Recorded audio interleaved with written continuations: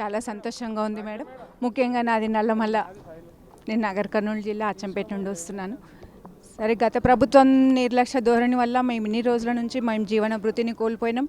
ఇంటి పెద్దను కోల్పోయినటువంటి పరిస్థితుల్లో ఎంత ఘోరంగా ఉంటుంది. పిల్లలు చదువుకునే పిల్లలు చదువుకో ఇబ్బంది ఏర్పడే అవకాశం వస్తుంది.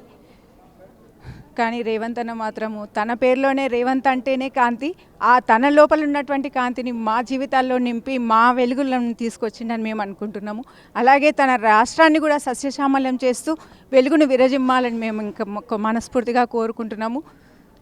లోకంలో ఉన్నటువంటిది సీత కష్టాలు సీతవి, పీత కష్టాలు పీతవి.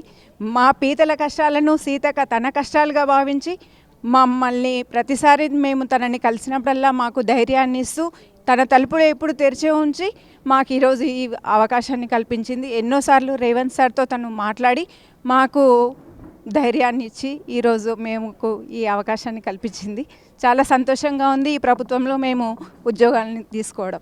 Subscribe us and press the bell icon for more interesting updates.